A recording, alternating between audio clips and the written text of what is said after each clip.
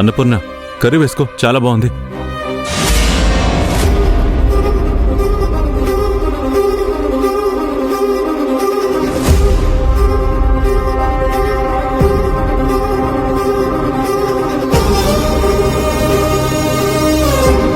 అదేంటొద్రా, అన్నయ్య ఈ కూర వేసుకోమంటే నువ్వు పెరుగు వేసుకుంటున్నావేంటి?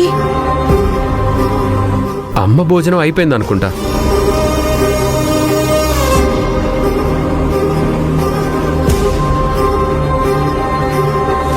అదేంటత్తయ్య, ఇవాళేంటి కొత్తగా చేస్తున్నారు? అంటే అదే, అందరికంటే ముందే భోజనం చేసినా అందరూ తినే వరకు కూర్చునేవారు కదా.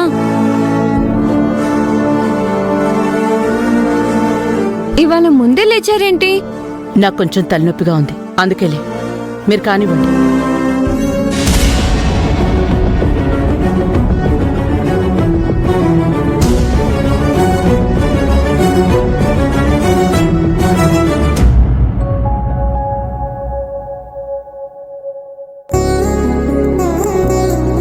అత్తయ్య, మందులు వేసుకోండి.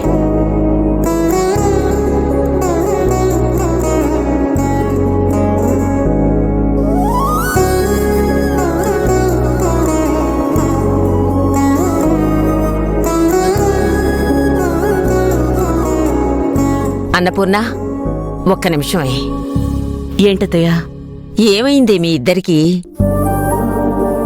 భార్యాభర్తల మధ్య చిన్న చిన్న మాట పట్టింపులు, చిరాకులు ఇవన్నీ వస్తూనే ఉంటాయే. అవి లేకపోతే అసలు కాపురానికి అర్థమే ఉండదు. భార్యాభర్తల మధ్య జరిగిన దాంట్లో మూడో వ్యక్తి పట్టించుకోకూడదు. కానీ అడుగుతున్నానే, ఏమైందే? ఎందుకు వాడితో మాట్లాడడం లేదు? అదేం లేదత్తయ్య. ఎప్పుడూ వాడి గురించే ఆలోచించేదానివి. వాడు నోరు తెరిచి అడక్కముందే వాడికి ఏం కావాలో దగ్గరుండి చూసుకునేదానివి. అలాంటి నువ్వు ఇవాళ ఇలా ఉన్నావంటే ఏదో జరిగింది. ఏమైందమ్మా?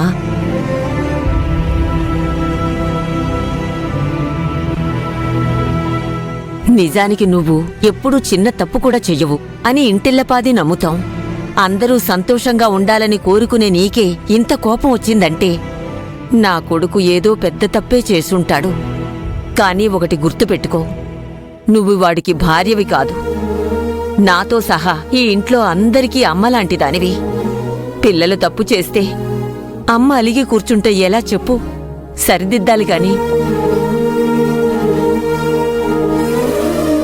నా కొడుకెప్పుడు అన్నపూర్ణ సంతోషంగా ఉండాలి, నవ్వుతూ ఈ ఇంట్లో తిరుగుతూ ఉండాలని కోరుకుంటాడే.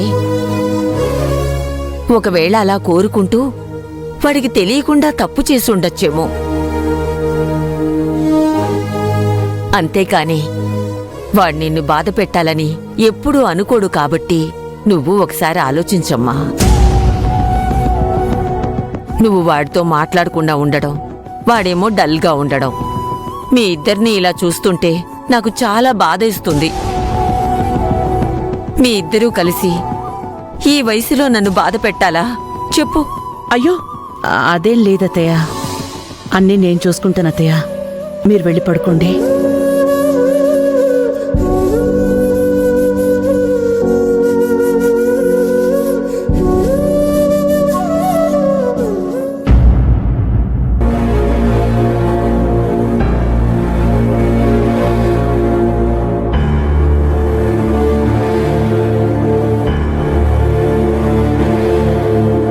అల్లుడు, ఇంకా నిద్రపోలేదేంటి? నిద్ర పట్టట్లేదు మావా. ఏమైందిరా? మళ్ళీ నువ్వు వేద ఏమైనా గొడవ పడ్డారా? అలాంటిదేం లేదు మావా. కానీ వేద మాటలకి బాధ అనిపించిందా? కాదు మావా, తన ఆ విషయంలో ఎంత బాధపడిందో తన మాటల్ని బట్టి అర్థమవుతుంది. అదే ఎక్కువ బాధ అనిపిస్తుంది. అందుకే రే అల్లుడు, నీ మనసులో ఉన్న మాట తనకి చెప్పేస్తే తను ఆనందపడుతుంది కదరా. లేదు మావా, ఇప్పటికంటే అప్పుడు ఎక్కువ బాధపడాల్సి వస్తుంది. నన్ను ప్రేమించిన తనని మరింత బాధ పెట్టడం ఇష్టం లేకే నా మనసులో ఉన్న మాటని బయట పెట్టడం లేదు. అదేంట్రా? అవును మావా. అన్నపూర్ణ అత్తయ్య లలిత అత్తయ్య మధ్య మనస్పర్ధలు పోయి అందరూ ఒకటే అని కలిసిపోయే రోజు వస్తుంది. ఆ వేళ నా ప్రేమ విషయాన్ని తనకి చెప్పాలి అనుకున్నాను. అలాంటి పరిస్థితులు వచ్చినట్టే వస్తున్నాయి, కానీ అనుకున్నట్టు మాత్రం అది జరగడం లేదు.